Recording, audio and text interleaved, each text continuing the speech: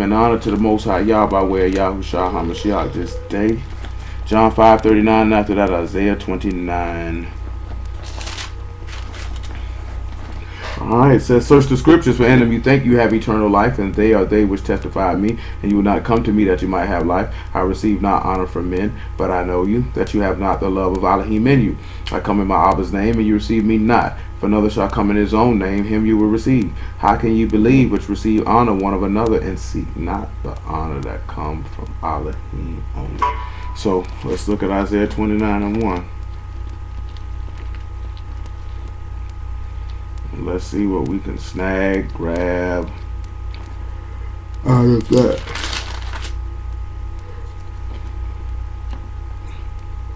And the reason why we starting with verse 1 is because you have to see who this verse is written to, who's it's about, and to see how people use things incorrectly.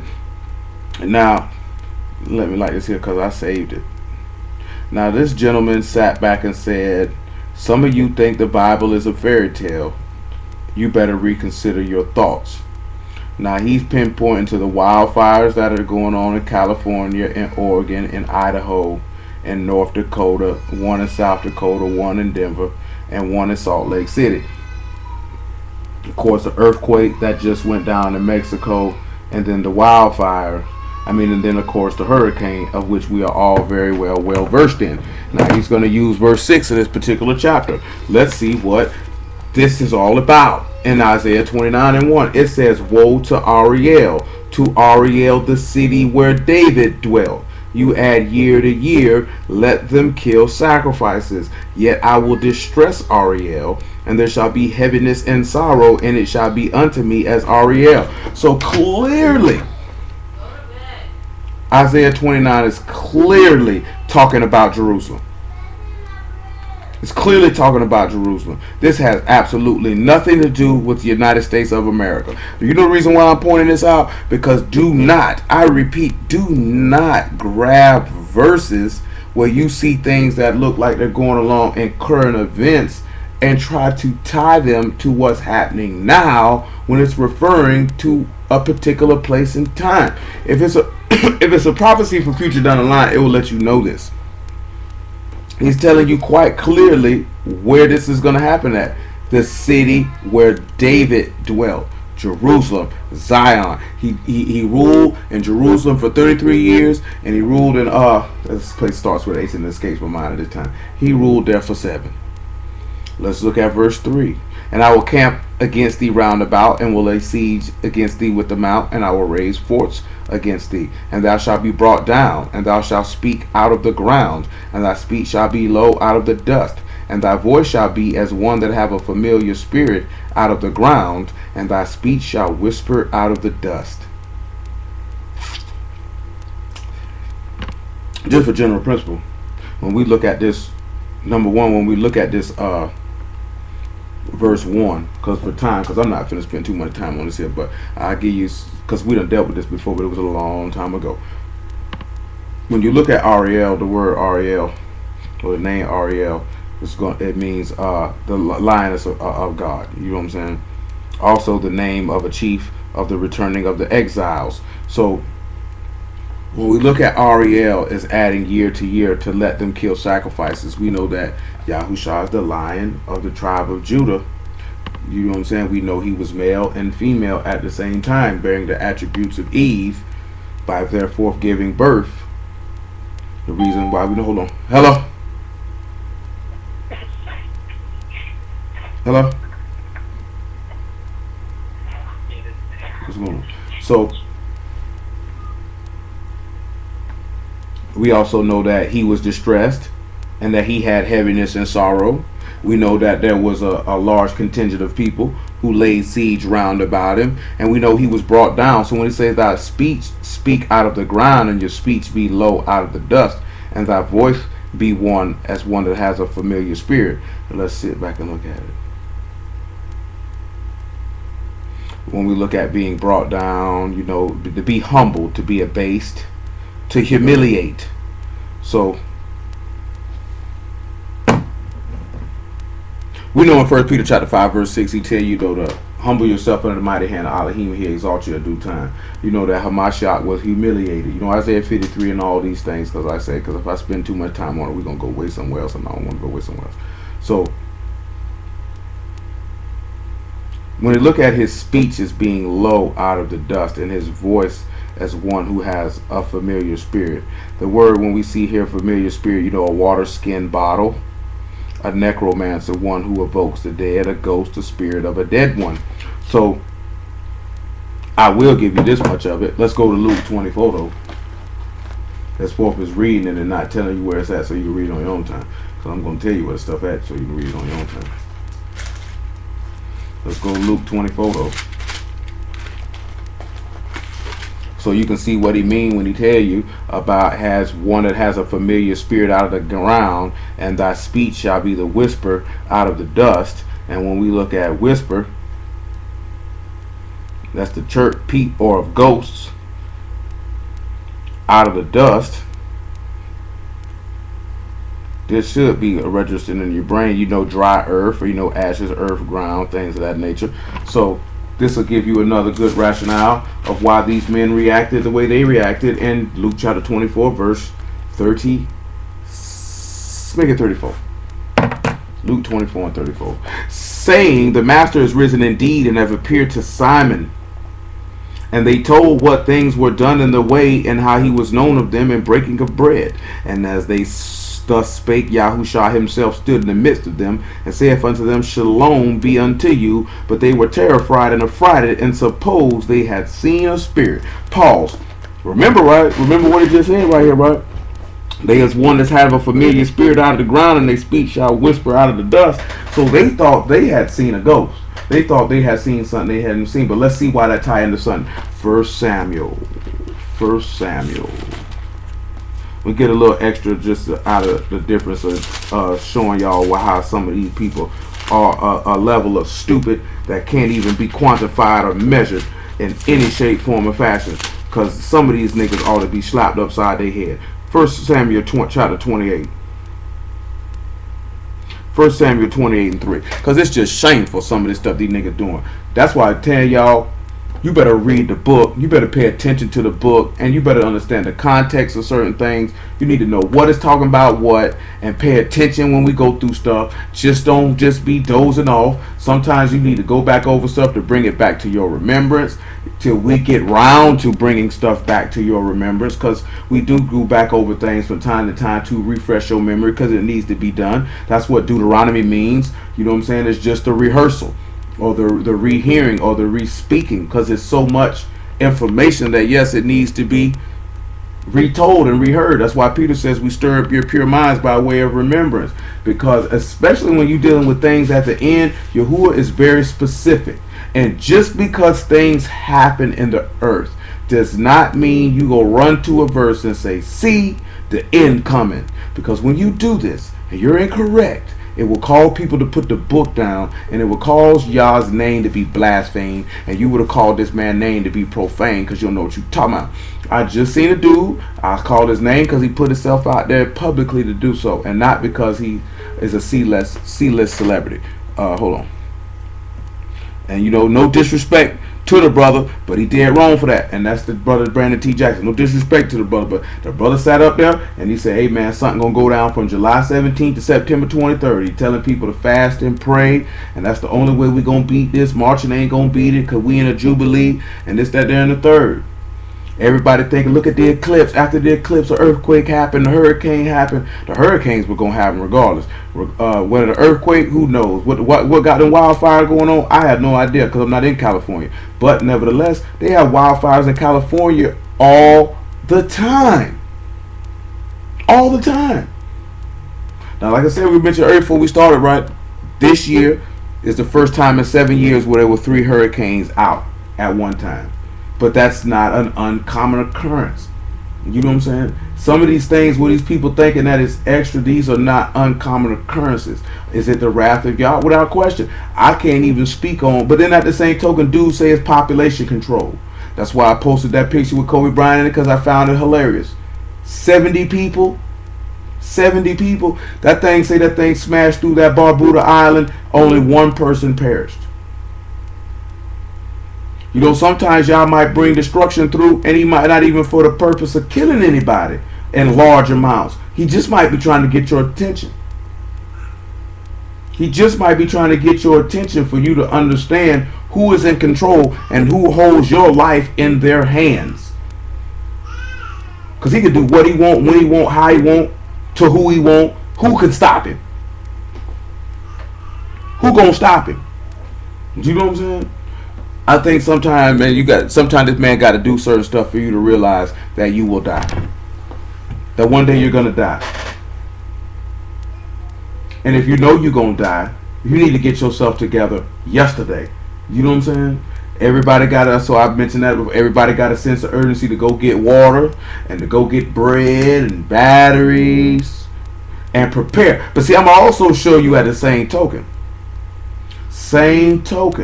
People throwing hurricane parties, getting drunk, eating lobsters, eating crabs. And I'm just mentioning that there just because they dining. So even with the wrath of Elohim barreling down, you still have a contingent of people who don't take it seriously. Hello?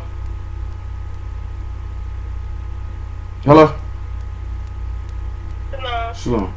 So think about that. It's the niggas getting drunk right now. Hurricane party. Niggas ain't taking it serious. Because they tell you that when he let that wrath go in the book of Revelation, that men will not repent from their thefts, from their murders, from their lasciviousness, and from worshiping devils. They're not going to stop. Even when he pouring. And I'm going to read it for you so you can see that. I want you to understand that and know that. Because you don't need to be shocked. You need to get to the point where what should bother you more than anything is not people's stupidity. Because people going to be stupid. Being stupid always going to be. Stupidity ain't going to never stop. It's the outright defiance and disrespect for your Elohim, which means that's how they feel about you if you claim that you are part of him and you down with him. Because how they feel about him is how they feel about you. I don't care who it is. You know what I'm saying? You can take it how you want to take it. Period. I don't care who it is. If you know what I'm saying? I don't care who it is. That's how they feel about you. They hate y'all, they hate you. Because you say you love him. So how they gonna love you but hate him? That's an oxymoron. Doesn't make any sense. We don't want to accept that. You don't want to deal with that. That man told you in Leviticus, I severed you from amongst other people that you could be mine. You need to sit back and consider that, and don't be concerned why he didn't get your mama, why he didn't get your daddy, why he didn't get your homegirl, your homeboy, or this, that, there, and the third. You ain't never considered that they may be very wicked intrinsically? You ain't never thought about that? Because you looking at them naturally. And naturally, they probably very good people, very nice people, loving people, and all that. I won't dispute that. But you don't see what Yah sees. Yah see what type of person they are and what type of heart they possess towards him. And you have to learn to make the difference of how you feel about them and how you view them versus how Yahuwah would view them. Because Yahuwah don't look through this prism he say, man look on outward appearance. Yahuwah look upon the heart. He know what's in these people's heart. He already know what's in their heart in regards to serving him. So if you say you're a representation of him, then the same way they feel about him, that's how they feel about you. Why do you think this man say you would be hated by all nations for his name's sake? You think you hate it because you don't eat no pork chops, nigga? You think a nigga hate you about that? They gonna feel like it's more pork for me. You think they hate you because you keep a Sabbath? Them niggas doing what they want to do Friday night and Saturday afternoon anyway. So they don't hate you for that. They hate you for who you profess to believe in and everything he's about and everything he stands for. And you're a representation of that. If you dead fast serious on that. Nevertheless, 28:3, 1 Samuel 28:3. I mean, just consider, man, just weigh it in your heart. I don't know what else to tell you. Nevertheless, right? Now Samuel was dead. And all Yasharal admitted him and buried him in Ramah, even in his own city. Saul put away those that had familiar spirits and the wizards out of the land. The Philistines gathered themselves together and came and pitched in Shunem. Saul gathered all Yasharal together and they pitched in Gilboa.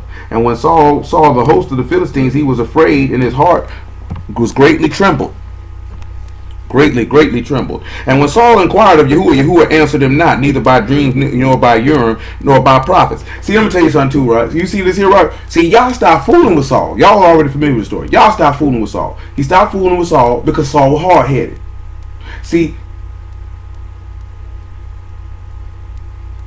you could buck this man, and this man cut you off. No warning. Like, he didn't tell Saul. He did tell Saul, I'm done. No, he told Samuel that, and Samuel told him. You know what I'm talking about? Nigga, I don't fool with you. But Saul didn't believe it because Saul wanted to convince himself that Yah wouldn't leave him even though you are grossly rebellious and disobedient. You know what I'm saying? And see, we don't like to, like I told y'all with Eli the priest. Well, I didn't tell you, the book told you. We just went over. You know what I'm talking about? When Samuel pronounced the judgment of Yahuwah against Eli, Eli said, Yah is good. Let him do everything that he said, even though the judgment was for his destruction and the destruction of his children. It is not very many people walking this earth that have that much respect, reverence, and honor for Yah that even when they know they wrong and he tell him he gonna kill his sons and him too, that he say praise Yah. Yah is good. Ain't too many people gonna do that because don't nobody want to hear that, even though you know your actions warrant such destruction. Like if you thoroughly consider and weigh in your heart and in your mind that this man owes you absolutely nothing and that he bought you with his own blood because of his love towards you, no one compelled him to do it, no one forced him to do it, nobody said you ought to do it, it was his own mercy and compassion towards you which caused him to want to do this, you would consider your behavior. And you wouldn't make excuses for doing anything that contrary to the word. There would be no way that you would even put yourself in a situation where you go contrary to the word and then have the unmitigated gall to feel like this man ought to forgive you. So you pull a Saul and you try to convince yourself that Yah is with you and gonna stamp whatever you got going on.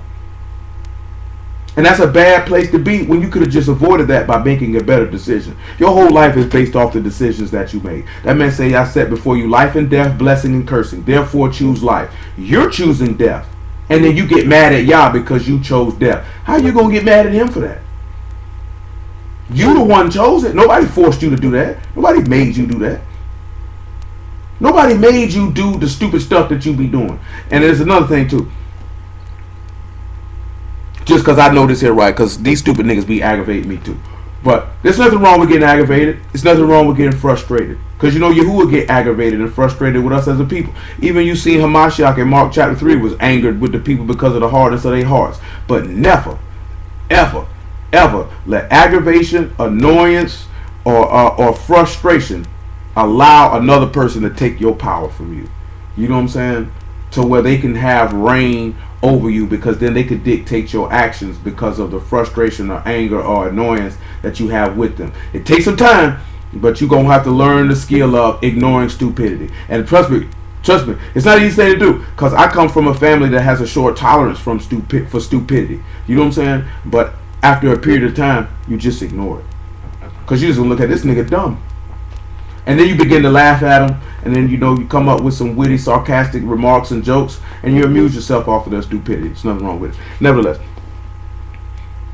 and when Saul saw the host of the Philistines, he was afraid. I'm in verse 7. And then Saul said unto his servants, Seek me a woman that have a familiar spirit, that I may go to her and inquire of her. And his servant said to him, Behold, there is a woman that have a familiar spirit at Endor. Saul disguised himself and put on other raiment, and went, and 2 men with him, and they came to the woman by night. And he said, I pray thee, divine unto me by the familiar spirit, and bring me up whom I shall name unto thee. And the woman said unto him, Behold, thou know what Saul have done, how he hath cut off those that have familiar spirits and the wizards out of the land. Wherefore then lay thou a snare for my life to cause me to die. Saul sware to her by Yahuwah, saying, As Yahuwah live, there shall no punishment happen to thee for this thing. See, Saul should have died for that. See, that's what happens when you get dumb. Because now he done swore on Yah's name that he will not do anything to this woman for what the law says she ought to die for. And she knows she ought to die for it. But he didn't care nothing about that. All he cared about was what he wanted to do.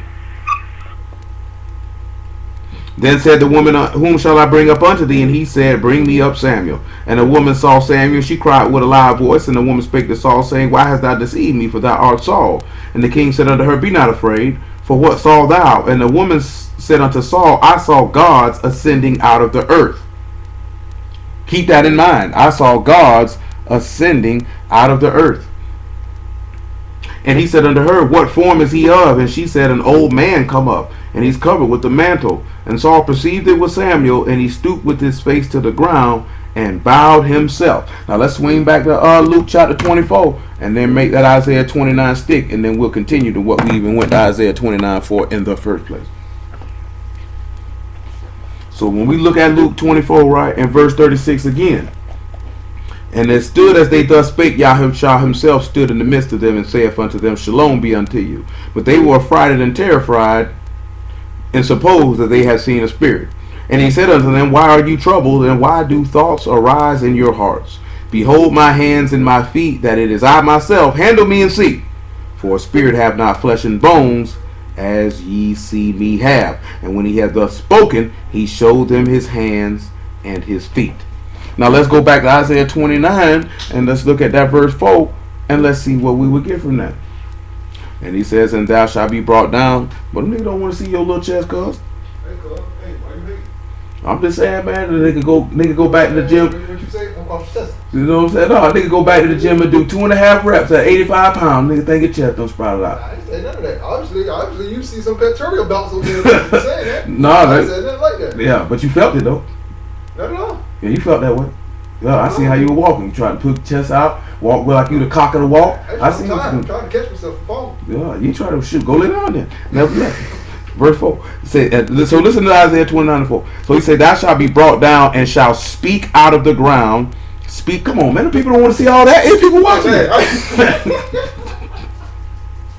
Now these people going to have nightmares, man. Yeah, what do you think about that? The people going to have nightmares, man. They got to go to sleep with that image in their head. That's the image to have in your head. Shoot. That'll make you lose your bowels.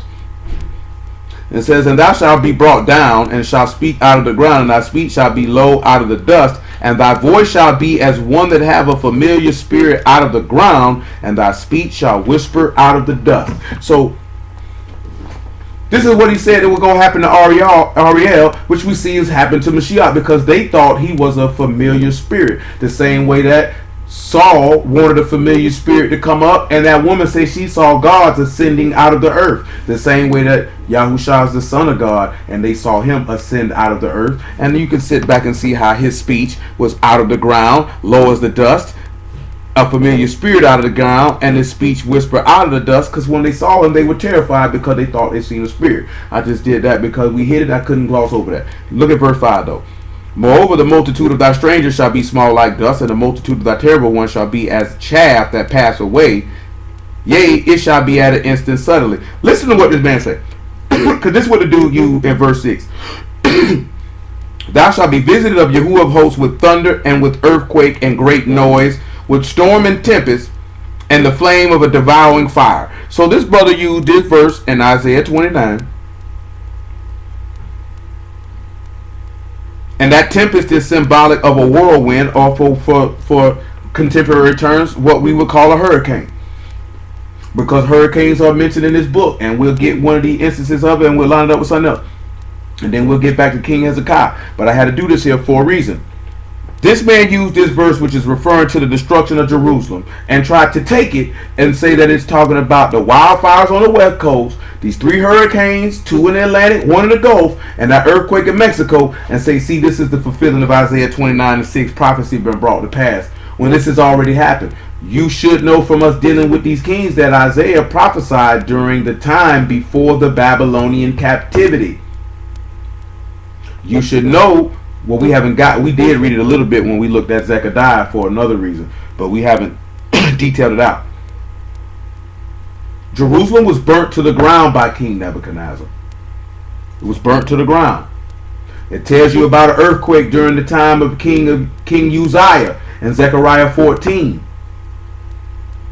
So that's an instance where if you see that verse, just that one verse isolated, and you don't know the word like that, and you go back and you see the stuff that's going on in America, you're going to try to take that verse and say, see prophecy being fulfilled. And that verse is not talking about America. That verse is not talking about California, Oregon, North Dakota, South Dakota, Utah, and Idaho. It's not talking about Mexico, and it's not talking about Florida. He said it was saying to woe to Ariel, the city where David dwelt. It's talking about Jerusalem. Ain't got nothing to do with nothing over here.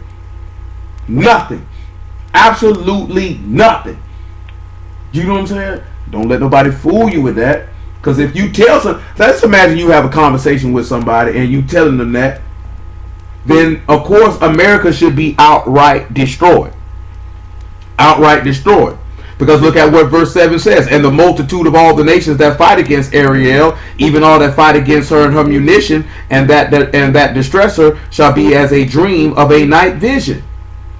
So he say all them that fight her be like a prophecy.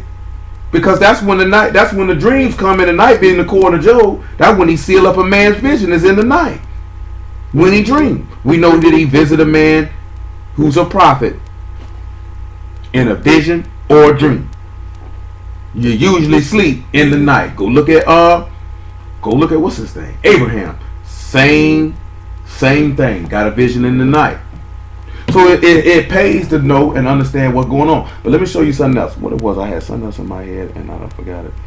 It'll come back. Revelation chapter 8 though. I didn't want y'all to see how people acting when all these players go down. And we're gonna read every one of them so it can jam in your brain. And then maybe it'll make more sense of why you need the Revelation 9 actually. Why you need the now we ain't gonna read all of them. I ain't gonna read all 21 of the verses. I ain't gonna tell you no lie. We ain't gonna do that. But we'll start at verse 1 though. In Revelation chapter 9. Why you need to take this man wrath seriously and not to be playing. Cause I told you this nigga's throwing hurricane parties. Probably ain't nobody down south probably doing it. Then again, probably is. Living it up. Living it up like it's not a big. Oh, that's what I meant to do. My apologies. Jeremiah chapter 23. Praise Yah. That's what we wanted. Jeremiah 23. Jeremiah 23 and 19. Actually 23 and 16. I ain't want to get, but I would have been remiss if I just would have ignored that, because that junk there just ridiculous. I just seen that thing what the dude did with Isaiah 29, probably not even 20 minutes before we got ready to roll. Well, before I was waiting to get ready to roll at 8:30. Probably seen that maybe 20 minutes before. Maybe not even that. Maybe even shorter than that. Because everybody takes everything that goes on and tries to pinpoint it to right now. And every prophecy in this book is not pointing to right now. Some of these things have already been accomplished. Some of these things point to something later on down the line. It's the same token where everybody waiting on the 2019 prophecy, according to Genesis 15 and 13, that we've been in captivity 400 years. We got here in 1619, 2019, it's up. Niggas scarred because it's past the middle point of 2017, so to speak. So that means you only got 2 years. Less than that. So the book say the beast got 3.5 years to reign. That means it ain't gonna end in 2019. So you know it's a lot of people gonna put this book down. It's the same way last year them niggas screamed about, "Sir, the portals are gonna open and all this stuff is gonna happen," and nothing happened. And none of these niggas retracted none of their statements of the false prophecy that they gave. That you said this was gonna happen, and it didn't happen. So y'all didn't tell you that. You didn't get that. You pulling that out your butt. You making this stuff up as you go. And niggas is simple enough to listen. You know how dumb a nigga gotta be to believe that the government is playing with the weather, but they don't play with it nowhere else? Nowhere else? Oh, hard God, they making these hurricanes. Are you serious, nigga? Why are there no hurricanes in January then? If you want to convince me that they playing with the weather, have these people do stuff that have a weather event that occurs outside the normal time that it would occur. You show me a hurricane in the middle of January, I might give some leeway to your statement. Cause nigga, that water's not warm enough to produce a hurricane in the middle of January. You know what I'm saying? Like, we have to have enough sense to sit back and realize that, man. Niggas say, oh, look at the movie Geostorm. Look what they're making. They're telling us before it happened. Nigga, ain't nothing finna happen. You're an idiot. You're an idiot. Do you think that these people would really let all this information out, bro? If they really would, all of it like this here? Niggas running videos from 25 years ago talking about Walmart got FEMA camp. Ain't nobody in Houston in no FEMA camp. These stupid niggas running around here talking about a nigga in a FEMA camp. Nigga, ain't nobody in no FEMA camps in Houston, nigga. They didn't even put nobody in FEMA camps in New Orleans, man. And they were going hard down there, according to the reports. Come on, man. Are we that gullible? Are we that dumb? That just because a nigga just because a nigga uploaded the video on YouTube, it got to be true. Ain't nobody looked into nothing. Ain't nobody seen nothing. Ain't nobody got no first-hand evidence. Ain't nobody got no first-hand report. And nobody on the ground. Nigga put in the video on YouTube. They got to be throwing people in the FEMA camps at the Walmart. You ain't see the video? Nigga made a video about it. That's asinine, man. You know what I'm talking about? And then you'll have the nerve to talk about people who watch the news and believe everything they see on the news. 23 and 16. Thus saith Yahuwah of hosts, hearken not unto the words of the prophets that prophesy unto you. They make you vain. They speak a vision of their own heart, and not at the mouth of Yahuwah. Because that's certainly what that man did. That came out of his own heart. That did not come from Yahuwah. They say still unto them that despise me, Yahuwah have said, you shall have shalom. And they say unto everyone that walk after the imagination of his own heart, no evil shall come upon you. So you have to consider that. Look what he told you. This, and I hope ain't none of y'all been guilty of this. Listen to what he say again. They still say unto them that despise me, Yahuwah have said, you shall have shalom, and everyone that walk after the imagination of their own heart, no evil shall come upon you. Now he talking about false prophets. I don't care if they're Hebrews, I don't care if they're Christians, I don't care who they are. They stand in front of these people. You know these people hate this man. Because this man told you in Deuteronomy he gonna pay back everybody that hate him directly to their face. You know what I'm saying? That's what he told you. And some of y'all do your people like that. Do your friends like that. You know these people despise this man. You telling them they gonna have peace. You telling them that ain't no evil gonna come upon them when you know they walk around here doing what they want to do. You ain't got no business doing that. You got to go. I remember my homeboy came to me one time, bro. This nigga know he was out here in these streets wild, and that nigga was hitting anything, moving, doing all type of stuff. And nigga he say, man, bro, you think I'm gonna go to hell? I say, nigga, absolutely. You know you going to hell. You know what you doing. He laughed. But he laughed because he didn't want to see was I going to tell him the truth or tell him what he wanted to hear because he know that was my homeboy because he knew you my nigga. I'm not finna tell this nigga what he want to hear. You can't be around here lying to these people. I wouldn't care who it was. I wouldn't care if it was your great grandmama. I wouldn't care if it was your mama. I wouldn't care if it was a nigga you known since you were 2.5 years old. I wouldn't care if it was a nigga you was in a car accident with and y'all lived to tell about it. I wouldn't care if it was a nigga you did crimes with. I wouldn't care who it was. I wouldn't care if it was a nigga you had a child with. You know what I'm talking about? I wouldn't care if it was your sibling. That nigga going to hell. Don't be lying to them people, man. Tell them the truth. Don't lie to them. Oh, you going to have peace. And you know the nigga hate y'all. No, you ain't going to have no peace. My God said there's no peace to the wicked. What do you mean? No. The evil will come upon you. You walk after the imagination of your own heart. You despise this man in your heart. Stop lying to people because you don't love him when you doing that. That's deceptive. And truly you ain't loyal to Yah because you'll cross him out to keep your family and friends happy. Nigga, screw them niggas. You know what I'm talking about? When it come to Yah, screw them. That's how you supposed to feel about it. Not in a negative way, but I'm not putting you before him. I'm not lying to you about him to make you feel better. That's what I mean. Not screw him as forth as I don't deal with you. Screw him as they can't come before Yah. They can't in no shape, in no way, ever. Period. Ever. It can't happen.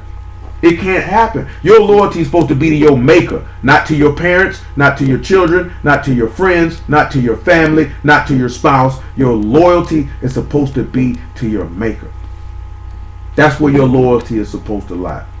And then after your maker, your loyalty is supposed to lie with the children of your maker.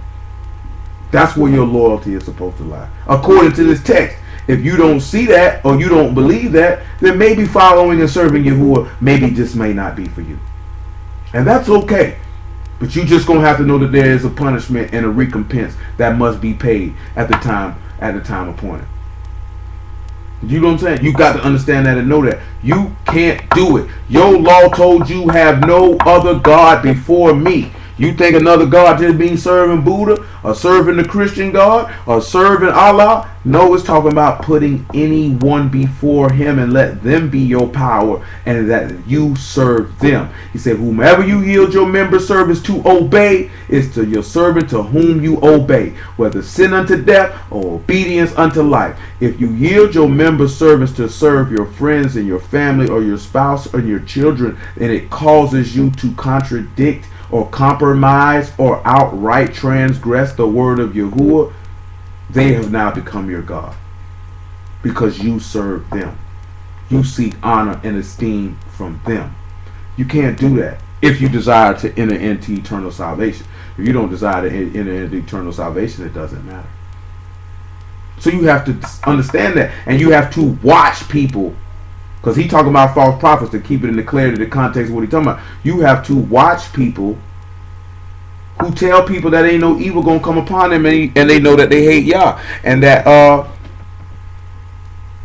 that nothing's gonna happen to them though they do what they want to do.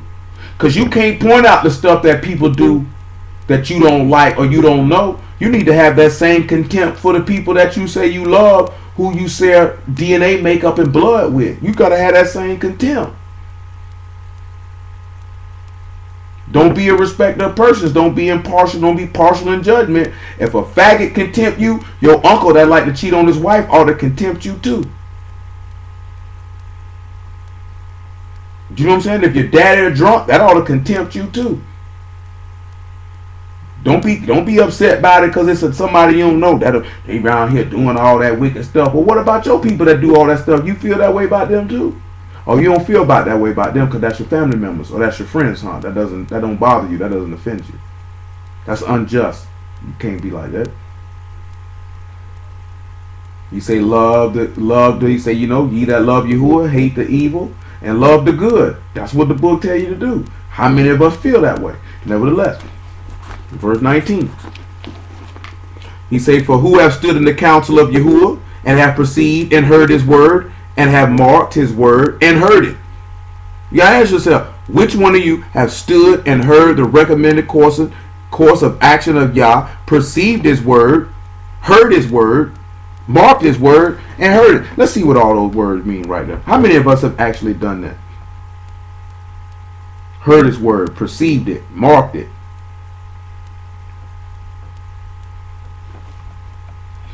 When we look at the word perceived in this particular verse, that's Ra, and it's to look and to inspect and to consider and to discern and to distinguish. So how many of us have observed his word? The word for heard is the Shema. Well, that means that's to hear with the intent to do. So how many of you have searched his word? You done perceived it, meaning you inspected it, you considered it, you heard it with the full intent on doing it. Just like we read with Ezra. So then when we look at marked, and that is the kashab, and that's to be attentive and to incline your ear and to pay attention and to listen and to give heed. So how many of us have actually sat back and say, you know what? I'm going to listen to his word. I'm going to give heed to his word. And I've heard his word. And I'm going to do it. Let's look at something in Hebrews chapter 2 verse 1. That's why the master kept saying repeatedly, he that have ear to hear, let him hear. Because everybody doesn't have an ear to hear. Everybody is not hearing the word with the intent to do it. Everybody ain't hearing the word with the intent to do it. That's why we sat back and we talked about that seeking, and then sat back and we seen that with Ezra. He sought the word for the statutes and commandments of Yahuwah to do them.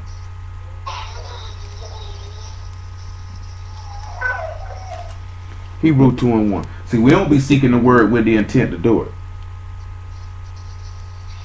You seek the word with the intent to do it, and it is what it is. And you're not going to treat people any different because you got to remember what your master told you.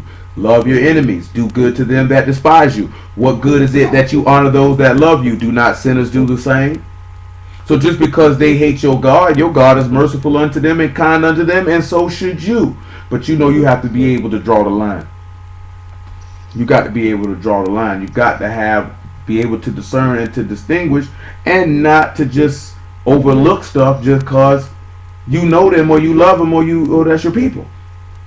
Because it is what it is. Because I mean, to put it this way, just to this intent. Because the book says that you'll judge Malachim and all this. If you had to execute judgment on your mama, would you do it? Would you do it? If you had to execute judgment on your daddy, would you? Because Allah tell you that if you caught your people doing such and such, that you were supposed to be the first one to do it. But now we talking about at the end. If you had to decapitate your parents, would you do it? Or would you not do it because that's your mama and you going to get killed with? If you had to kill your child, would you do it? If you had to execute judgment on them, would you do it? What about your homeboy, your homegirl? What about your husband? Maybe your wife. Would you have, and of course we know the women ain't going to be executing no judgment, but I really want you to sit back and understand and perceive what I'm saying. If you had to execute judgment, because Allah tell us this, that, hey man, if you caught your people doing this and that, you was to be the first one to execute judgment upon them. Would you do it? Because if you hesitate or deliberate, then you going to get cut off. Because there ain't nothing to think about. When you sat back and you seen that Exodus 32, and he asked him who was on your side, all them Levites jumped up, and all of them went to work in that sword. They didn't care who it was. I'm going to execute judgment. They didn't care nothing about that.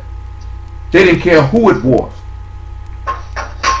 And you got to have that same token that you have to think in that same exact. You have to remove your emotions out of the play. They have no place in judgment. They have no place. I'm just telling you this for you to consider. Not to consider about going off on your people about what they do. You know what I'm saying? Picking on them about what they do. None of that. What I'm talking about is considering that if you had to execute judgment on this person, would you do it? And if you know you wouldn't do it, you need to check yourself. Because clearly you don't love y'all like you say you do. You need to check yourself because clearly you don't. Because you better believe if he appointed somebody to death, just like he told one of the kings, and you ain't want to kill him, he said, I'm going to trade your life for his then, nigga. That's exactly what he told him. Since you didn't want to do it, don't even worry about it. I'm going to still kill this dude, but I'm going to kill you too, though. Because that's what's going to happen. And you need to understand that. What did I slide? Hebrew 2:1. Listen what it takes. Somebody need to mute their phone. Therefore we ought to give the more earnest heed to the things which we have heard, lest any time we should let them slip. For if the word spoken by Malachim was steadfast, and every transgression and disobedience received the just recompense of reward, how shall we escape if we neglect so great salvation, when at the first began to be spoken by Yahuwah, and was confirmed unto us by them that heard it? Think about that, right? If you come back to Jeremiah 23, if you don't give the more earnest heed, if you're not perceiving, if you're not marking, and if you're not hearing, he ain't going to let you remember the word. And then when it begins to slip, like it said in Romans, because you didn't like to retain this man in your knowledge, he going to give you over to a reprobate mind to do those things that are not convenient. And you can play with it if you want to, but you putting your own life at risk. Because I'm going to tell y'all something real so you can understand and know this here. You not listening, you not applying the word does not hurt or injure me in any shape, form, or fashion. And when I say that, meaning I'm not going to be held accountable because you didn't listen. I'm not going to be held accountable because you didn't do it. That has nothing to do with me.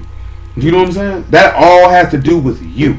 Because you chose to do what you wanted to do. See, a lot of people, hello Abigail, a lot of people like to blame other people for what they don't do. When really it's your fault. Would you like to say hello, Abigail? Abigail says hello by sucking on her two fingers. Nevertheless, so would you like to go back to your mother? I'll take that as a yes. Bye-bye, Abigail. So you have to look at that. If you're hearing the word and you're being taught the word and you studying the word and you understanding the word, You can't blame the person who's preaching the word because you like to sin, because you like to be disobedient. That's your fault. That's your fault.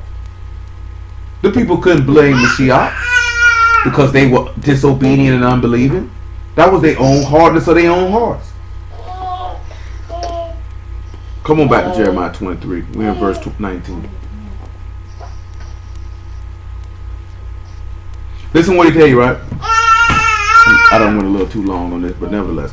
Behold, a whirlwind of Yahuwah has gone forth in fury, even a grievous whirlwind, and it shall fall grievously upon the head of the wicked.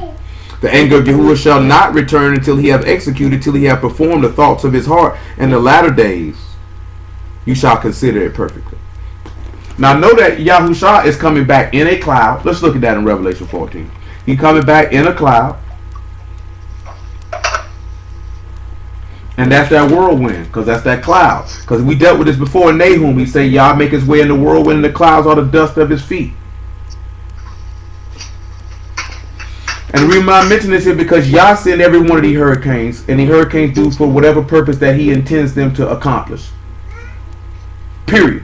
You know what I'm saying? Ain't no harp, ain't no man. See, it's easier to blame harp and it's easier to blame man, because then you want to say man want to wipe out population. Man want to do this. Man don't want to do nothing but continue to walk in sin and disobedience. Y'all sending this here to get you niggas attention. Y'all the one killing you niggas. This man say, I create good and I create evil. I create light and I create darkness. I, Yahuwah, do all of these things. You know what I'm saying? You can't sit, let's sit back and let's just be honest with it. All manner of sin go in Houston. So why wouldn't he kill anybody if he wanted to kill anybody? Why wouldn't he want to destroy that city if he wanted to destroy that city? All manner of sin go on in Miami, go on in Orlando, go on in Jacksonville. I'm talking about in Mexico City, wherever that earthquake hit. All where these fires at, it's all manner of sin and degradation go on in all these places. Niggas so dumb, it's a flood in Sierra Leone right now. It's the stuff that go on overseas, but nobody don't want to talk about the stuff that go on overseas, just the stuff over here, because that's your only perspective at. Sin is being accomplished all across this world. And this man get tired of it, and from time to time, he got to let you know what it is. But we don't consider, and it's easier to blame man because you don't want to deal with the fact that Yah is coming to see you. So let me blame man for it. Man trying to control population. He making hurricanes to kill people. Y'all made that hurricane to kill you, nigga. He did it. But see, you don't want to deal with that, because then you either have to face your behavior or be bold enough to blame your maker. Don't nobody want to do that. Revelation 9:1. Ain't nobody going to be bold. But he told you though in the last day there'll be scoffers and mockers talking about where it's coming at. And that's what's going to happen with all these idiotic clowns who make all these false prophecies about this man coming back. Because an earthquake hit in Mexico. Because it's a hurricane in Miami. The Lord coming back. We dealt with this last summer, and I'm going to tell you again. You don't want this man to come back. He said, woe unto you that desire the day of Yahuwah. It's a day of darkness and not light. If you know you're not right, I promise to you, you want this man to take as long as he possibly can. He say what they call this man taking too long is long suffering, that everybody can come to repentance. You want this man, if you right, you say you be like John at the end of Revelation, even so come master, come Lord, even so come. If you ain't right, you be like, shoot, take your time, Lord, take your time. You ain't got to rush it.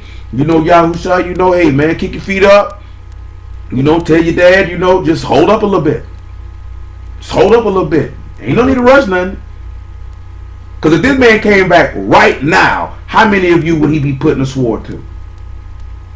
If you honest with yourself. You ain't got to answer out loud. How many of you would he be putting a sword to? And if you know he going to put a sword to you, number one, you know you need to tighten up. And number two, you ain't trying to rush that man return. 14 and 14. Hello, Abigail. Yes. Do you know how to read, Abigail? Would you like to learn how to read, Abigail? Revelation 14 and 14. I guess with you walking away, you don't want to learn how to read today. Nevertheless, goodbye, Abigail.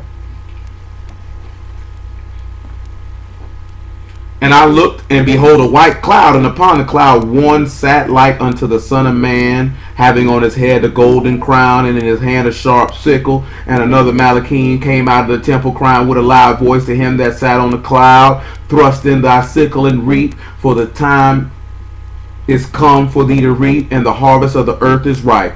Now we could just drop down about verse 19 so you can just hear how it sounds. And the Malachim thrust in his sickle into the earth and gathered the vine of the earth and cast it in the great winepress of the wrath of Elohim. And the winepress was trodden without the city, and blood came out of the winepress, even unto the horse bridles, by the space of 1,600 furlongs.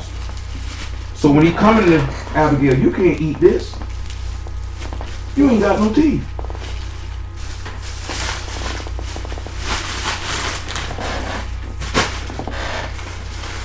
So when you look at this world, when he coming in this world, when he coming to execute wrath. But let's look at how some people feel when this man dropping these plagues. Because you got to remember something. When he dropped them plagues in Egypt, they didn't repent. They kept doing what it was that they were doing.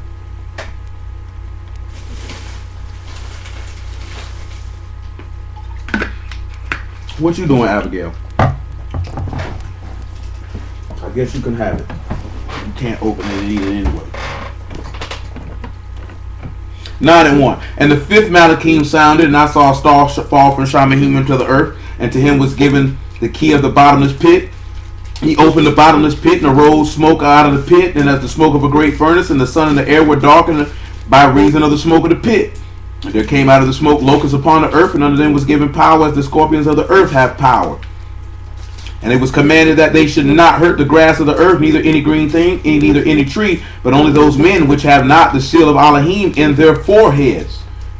Now, when you look at that seal of Elohim, and we'll be revisiting that in the near future, Yah willing, that's the covenant of Yah in their forehead. That's somebody who's been sealed with the Ruach, which is one of the strongest reasons why you need to get sealed with it. Because if you're not sealed with it at that particular time, then you are subject to this man's wrath at any given time. So you're just going to walk off with that, Abigail. Bring it back, Abigail. This nigga here. Abby. She's going to pull the caper and escape. Listen what I tell you, right? And to them it was given that they should not kill them, but they should be tormented 5 months. And their torment was the torment of a scorpion when he strike a man. So not only are these people going to die, but they're going to be tormented. But we're going to drop down a little bit. And we'll pick it up about verse 17. Because like I said, we're not going to read all of that. Thank you, Abby. Here you go, Abby.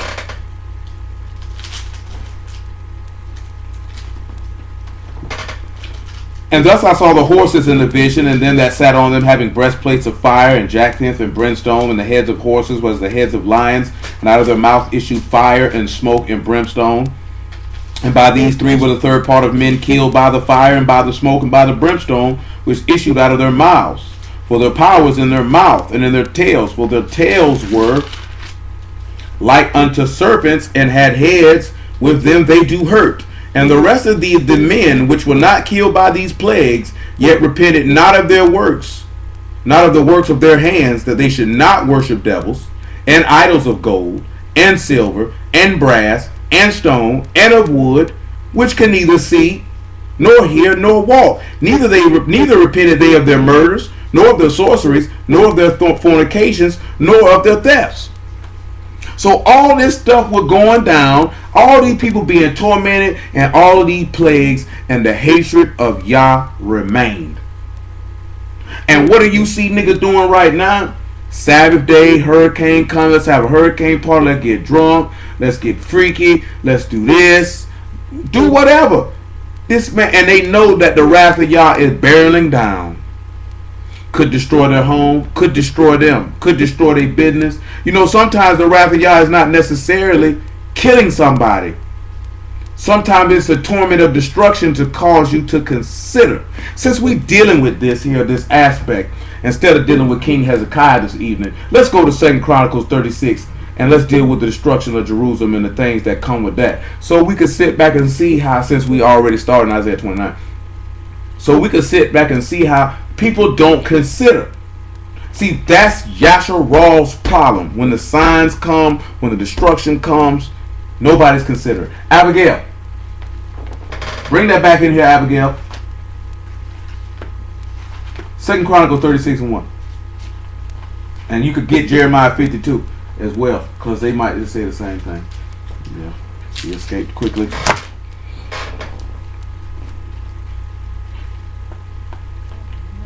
Abigail, where did you go, Abigail? Matter of fact, there's something else that I wanted to grab. I need to remember where. Hello, Abby. Hold on one second, because I had a conversation about this here. And it's that particular matter coming to my head. And yeah, I want to pull that out. 2 Chronicles 34 first, before we go to 2 Chronicles 36. 2 Chronicles 34. We got Josiah in the mix.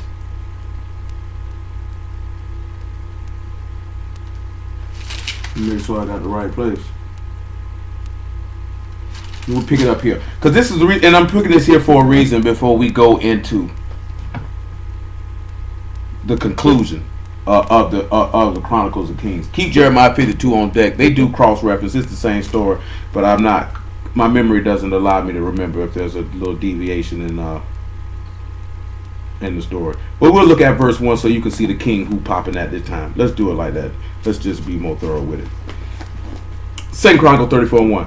Josiah was 8 years old when he began to reign, and he reigned in Jerusalem 130 years. He did that which was right in the sight of Yahuwah, and walked in the ways of David his father, and declined neither to the right hand nor to the left. Now, get you Proverbs chapter 4, because the whole time we've been dealing with this here, I've been referencing this verse over and over and over again, and this time we will read it, and we will probably read it continually while we're dealing with these kings, because it is very important.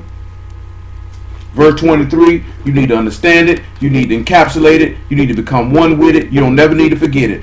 23 all the way to 27, you need to remember it. It said that Josiah never declined from the right hand nor to the left of what David his father did. Never did it. And remember now, Josiah's name means Yahuwah heals, right? I want y'all to keep this in mind. Proverbs 4 and 23, don't forget it. Keep it in your brain. Keep thy heart with all diligence, for out of it are the issues of life. You need to guard your heart. You need to protect it. You need to protect it. You need to protect it from stupidity. You need to protect it from sin. You need to protect it from sinners. You need to protect it from the world. You need to protect it from yourself. Why do you need to protect it from yourself? Because Jeremiah 17 and 7 say what? The heart of 17 and 9 says, the heart is deceitful above all things and desperately wicked. Who should know it? I, Yahuwah, try the heart and the reins to give unto every man according to his works. Protect your heart. Why? Because Luke 6 and 45 tell you, a good man out of good treasure of his heart bring forth that which is good, and the evil man out of the evil treasure of his heart bring forth that which is evil. For the abundance of the heart his mouth speak. So you have to sit back and look at it, right? The type of stuff that niggas be on, that's what's in their heart. The type of conversations they have, the type of stuff they say out their mouth is indicative of what's in their heart. An evil man will be about evil things. You know what I'm saying? I wouldn't care what. If you about murder, that's what you're going to do. If a nigga drama it out, that's what they going to do. If a nigga's a thief, that's what they going to do. That stuff is going to follow them wherever they go, because that's what's in their heart. If you're a whore, that's what you're going to do. And I'm talking about male or female, no specific gender. If you're a whore, that is what you're going to do, because that's what's in your heart, and you're bringing forth the treasure out of your heart. That's why he says, either make the tree good and its fruit good, or make the tree corrupt and its fruit corrupt. Because an evil tree cannot bring forth good fruit. I don't care what you say. I don't care how you try to spin it. I don't care who it is. If they wicked, they can't bring forth no good fruit. Don't take a good deed as being good fruit. Because sinners do good deeds, that don't mean it's good fruit. Because you should have enough understanding of the word that except the seed fall on the ground and die, to abide alone. But if it die, it bring forth much fruit. In order to bring forth fruit, you have to die, which goes back to seeking, which goes back to sacrifice, which goes back, if you want to be a king, you have to offer yourself up. There's no way around that. You're going to have to die to your flesh and die to the world to bring forth fruit. You can't bring forth the fruits of the Ruach doing what you want to do. You're going to have to give your life up. You're going to have to make a covenant with him by sacrifice. You're going to have to make yourself a sacrifice, which is your reasonable service. This is not even outside the realms of going above and beyond the call of duty. You're not even doing nothing extra special. Verse 24 though. Put away from thee the froward mouth and perverse lips. Put far from thee. Let thy eyes look right on, and let thy eyelids look straight before thee. Ponder the path of thy feet, and let all thy ways be established. Turn not to the right hand nor to the left. Remove thy foot from evil. When we look at, you can come back to the 2 Chronicles 34. When we look at David, David was a man after Yahuwah's own heart, because David sought after the word with all diligence, all fire, all his heart, mind, soul, and strength. His only desire was to serve Yahuwah. That was it. To do what was right in the eyesight of Yah. Not to do what was right for the moment. Not to do what was right at the time. Not to do what was right for him. But what was right in the eyesight of Yahuwah. This man could have been justified in killing Saul. This man knew according to the word of Yahuwah, I will not slay this man. I will not do it. And when men came thinking that they were telling him something good, that they had killed Saul, he killed them for putting their hands on Yah's anointed. That's how much he loved Yahuwah. When the people were complaining, when everybody spotted the stuff evenly, he say, same who get the stuff is the same that stayed back, because he felt that they knew according to the word of Yah that was just and equitable judgment in order for him to do that. When those men came out there, when they heard him say, oh, if I could just have a glass of water from the well of Bethlehem, and they risked their life for him to get it for him, he said, ain't nowhere in the world I'll drink this water. I'll pour it out to Yahuwah. When that man Shimei came and cursed him, and he said, man, let me knock his head off. He said, leave him alone. Maybe Yah had bidden a curse and it'll do good for us this day. He showed compassion and love to his enemy, though his enemy was berating him and cursing him to his face, doing just like what the master said. He did it straight. He said, no, we ain't going to touch him. We ain't going to touch him. I turned the other cheek. I let him have that. A man after Yah's own. That's the stuff that we don't be looking at when we talking about being after his heart. You feel like I'm keeping Sabbaths. I don't eat pork. Keep a feast day. And you're not looking at the characteristics and character of Elohim, to embark it, to live it, to actually exhibit that, to be disgusted at wickedness, but yet be merciful and kind to the exhibitor of it at the same time, while heaping coals of fire on their head. That's understanding. That's wisdom. That's hearing with the intent to do. But we don't do that.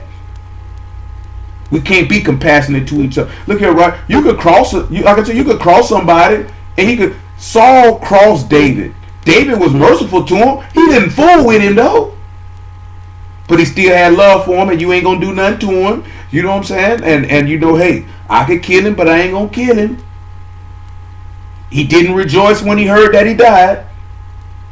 He didn't get any joy from that. And though he know that was the judgment of Yahuwah for what Saul had done, period, and what he had done to him. But nevertheless, he didn't fool with him, though. It's not like he was kicking and hanging with him, high-fiving with him. I forgive you, and it's cool. And you know I got you, and I'm going to hold you down. But I don't fool with you like that, though. We're not going to get close and intimate with it, though. I'm over here doing what I do. You over there doing what you do. We cross paths, it's all love. You know what I'm saying? You need something, I got you. But I know you evil, though. I know it. I know it. And some of us going to have to swallow that pill that certain people that you once dealt with. Because you got to remember, David was Saul's armor bearer. Somebody you once dealt with, had love for, and were close with, is wicked. And you're just going to have to swallow that pill. Just going to have to deal with it. It's not going to change anything because you don't want to deal with it. Nevertheless, verse 3, 2 Chronicles 34. For in the 8th year of his reign, while he was yet young, he began to seek after the Elohim of David his father. And in the 12th year, he began to purge Yehudah and Jerusalem from the high places and groves, and the carved images and the molten images. So we sit back and look at in the 8th year of his reign. That means that's when he began to be 16 years old.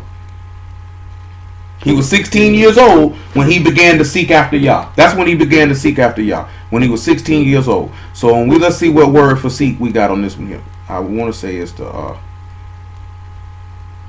Darash. So at 16 years old, as a young man,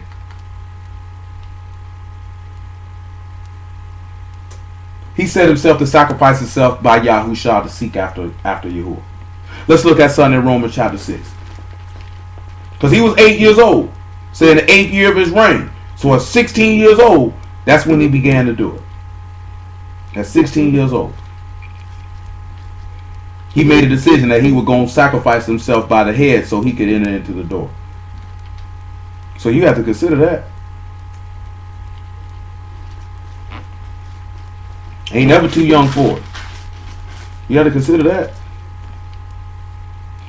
What I want? 6 and 14. 6 and 13. What time is it? 10:06.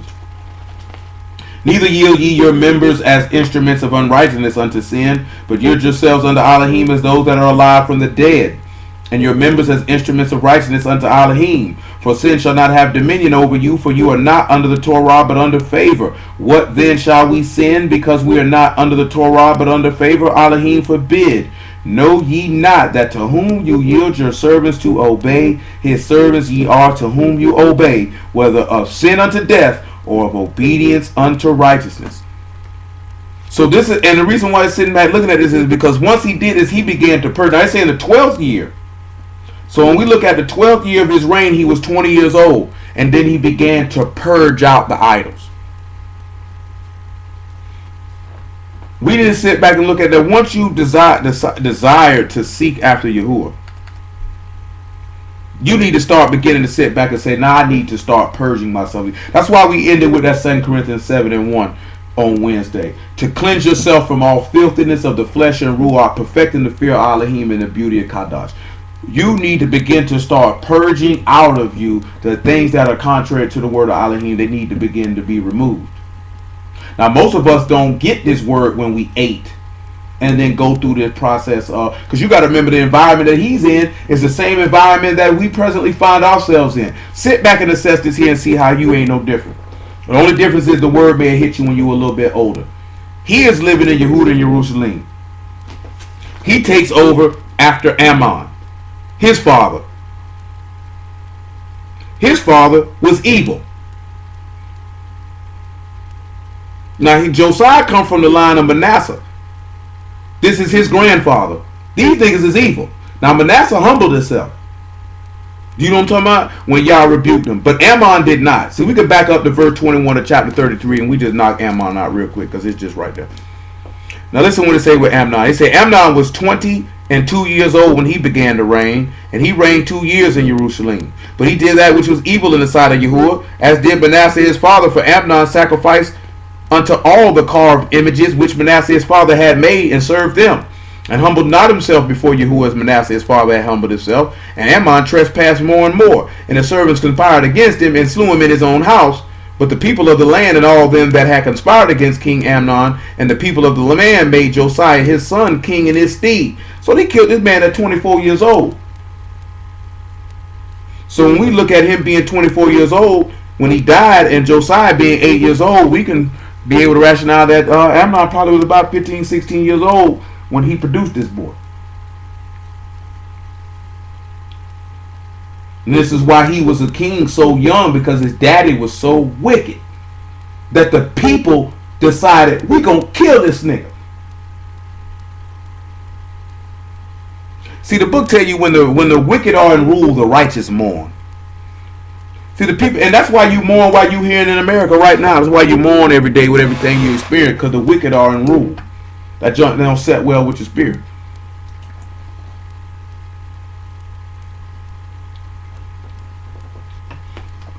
At least I hope it don't. Some people it might not bother. Now can you imagine that? That the people were so disgusted with how wicked this nigga was that they would let an 8-year-old reign instead. So he's coming up in an environment where idolatry and wickedness is going all around. And he decided to seek Yahuwah, and he had to learn to who Yahuwah was to begin to remove and purge these things out because of his age.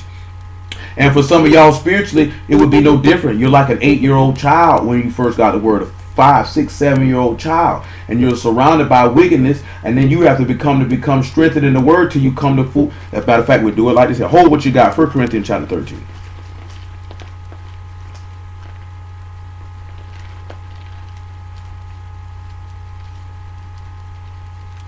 1 Corinthians chapter 13.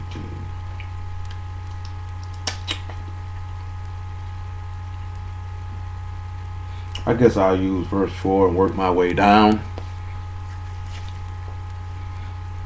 I think we dealt with this before. I don't think we finished this here when we dealing with love. Because a lot of people scream, love, but they don't look at the inner details of what is really exhibiting the love of Elohim. Because if we was to do a detailed report on ourselves first, to see it from the vantage point of where y'all seeing it, not doing a detailed report on another individual, doing it on yourself. Would the way that you say you love, would you actually be exhibiting love according to what the text says love is and not what you feel it is? What the text says love is. Because people quickly scream, Elohim is love, God is love. But then the attributes of his love are mentioned here in 1 Corinthians 13, and they're also mentioned throughout the law, and they're also mentioned throughout the Tanakh. Do you actually show it? Let's look at the first thing it says. It says, charity suffer long. Well, we know from Exodus that Yah is long suffering. What you didn't even catch with all those plagues in Revelation 9 was the long suffering of Yah, suffering their injury and suffering their manners to see if they would repent, and they still wouldn't do it. So if you love, then you would have long suffering, which we know again is one of the fruits of the Ruach. That you could have that patience to deal with someone even though they're doing you wrong or trespassing against you. That is an attribute of Elohim. That is an attribute of the love of Elohim. Ain't a lot of people showing no long suffering, so you don't got no love in you. The next thing it says, and is kind. That goes without saying what that is. Love envieth not. So you can't say, if you envy another person, because Yahuwah don't envy nobody. He said, my name is Yahuwah. I created all these things. I will not give my esteem to another. Who is Yah around here envying? Who did Yahushua walk around here envying? That's of the flesh. That's not of the Ruach. So if you're envying another person, which we know we could see that whether it was the scribes envying Yahushua or Joseph's brothers envying him, that is not the love of Elohim. Is not in you in perfection if you envying people. Nevertheless, he says, envy, if vaunt not itself, is not puffed up. So love vaunt not itself, it is not puffed up. So there's no pride when it comes to love. How do we know this? Because Hamashiach humbled himself and became a servant even unto death, which is why he told you, take up his stake and follow him, which is humility. If you do not possess humility, then the love of Elohim is not in you in perfection. Let's look at the next thing he said. It does not behave itself unseemly.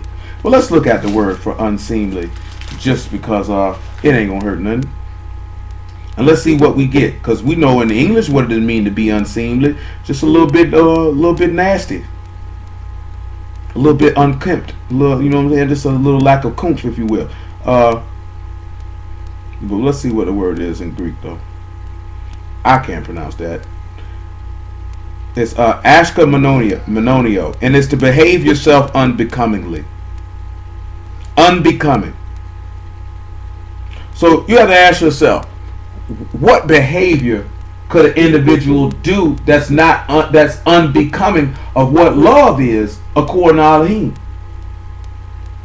Because if you sit back and look at this here, right? If you love Elohim as a woman, you wouldn't walk around here half naked. That's unbecoming. Same token that if you're a man, Elohim, you wouldn't walk around here half naked either, because that's unbecoming. It's many other things you can look at. Slandering your neighbor, lying on your neighbor, maliciousness and spitefulness and the backbiting and all the things of that nature. That is unbecoming. They have that statement in the army that you can get charged with actions unbecoming of an officer, because there's a particular standard that they are expected to keep. Well, if you say you come to serve Yahuwah, there's a particular standard you're expecting to keep. And if you have the love of Elohim in you, then you would not behave yourself in an uncomely manner, in an unseemly manner. You have to look at that. If you do, then the love of Elohim is not in you with perfection. The next thing it says, it is not easily provoked and thinks no evil. Because remember, we read this other day in Wednesday in James, that, slow to wrath. It says that with Yahuwah, he is slow to wrath. And again, you kind of seen that when we were looking at those plagues. He didn't bust them upside the head after the first one. He took his time with it. He took his time with it. Hold on, I gotta pull a verse for that. Psalms 103 and about verse 5. And then after that, Proverbs 14.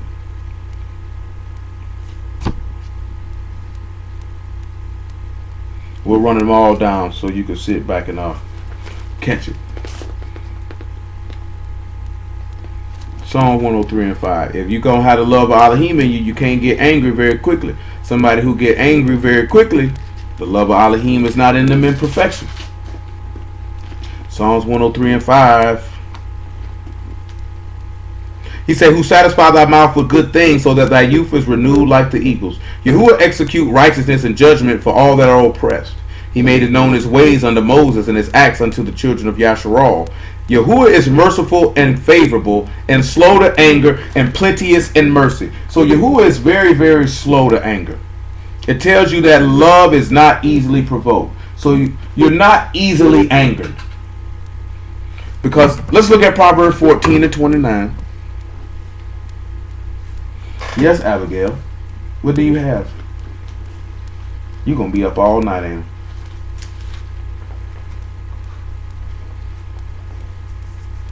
You're not going to let me pinch your muffin cheeks? I got your muffin cheeks. You trying to get up here, Abigail?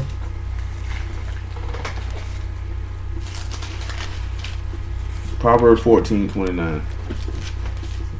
Go big muffin. This is what he said. He that is slow to wrath is of great understanding, but he that is of a hasty of ruach exalt folly. He that is slow to wrath has great understanding. Think about that and let that sit back in your brain. If you slow to wrath, the book says you have a great understanding. When we look at the word understanding in this verse, it is the tavun, and that you have a great understanding, intelligence, and skill. Great insight. Great discretion. Which would take us back to you would be a strong, a full age dealing with strong meat because you could discern between good and evil. If you are slow to wrath, that means you have a great understanding of you. You understand the power of Yahuwah. Which takes us to this verse right here. Hold what you got, Luke chapter 9. Did this coming to mind? Luke chapter 9. And we could show what a master show forth that great understanding. Luke 9 and 51. You got to think about that. You slow to wrath, you got a great understanding. This man say if you hasty of ruach, you will lift up stupidity. You're going to lift up folly. When we look at that word for hasty in that verse, that means short and impatient. And it's kasar. You don't want to be short and impatient. Because at that point, you're going to be uplifting folly. You're going to be uplifting foolishness. And I pray that you're not a fool. Because the book tell you anger rests in the bosom of fools. And I know ain't none of y'all no fool. I know ain't none of y'all no fool. So we have to learn. And that takes us back to another fruit of the Ruach, which is temperance, which is self-control. Gotta have self-control. And these are all the things that if you seek in Yahuwah and you sacrifice yourself by the head to get in the door, or through the sacrifice you're sanctified to enter into the house, that these are the things that you would be moving to do to manifest the love of Yahuwah to perfection. A nigga who get mad quick, the book just told you, this nigga exalts folly.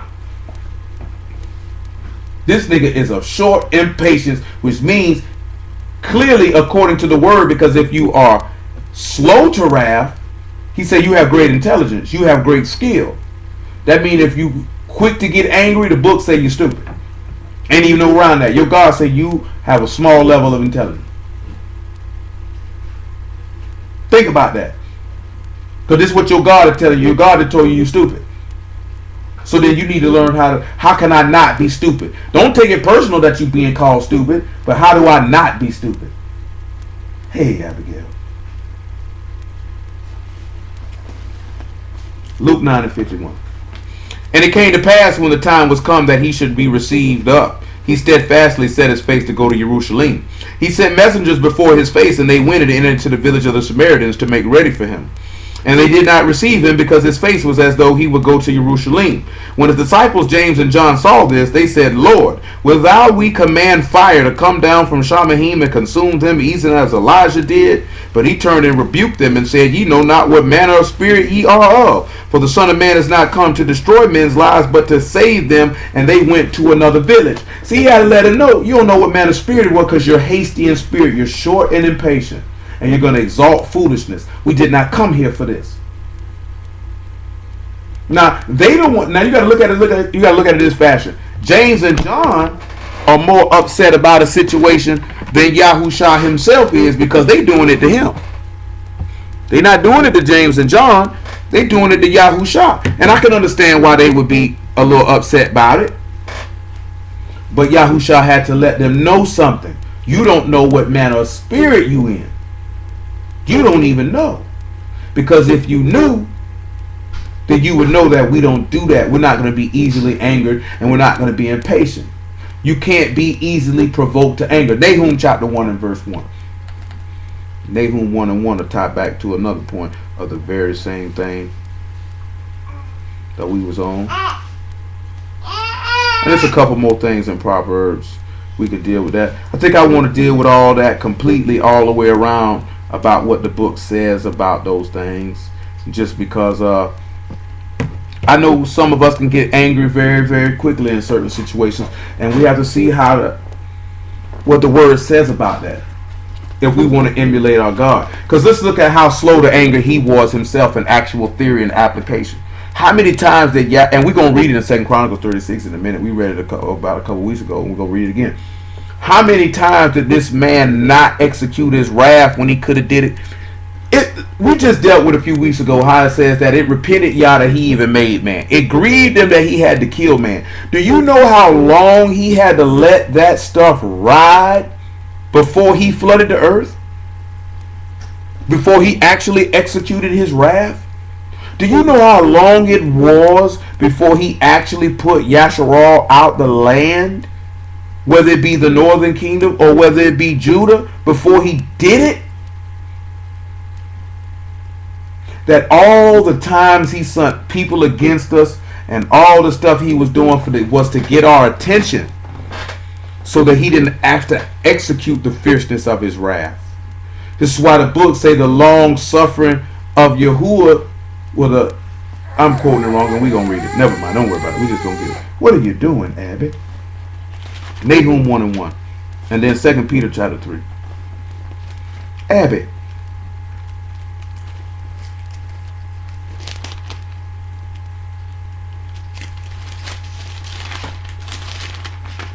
Bye-bye, Abby.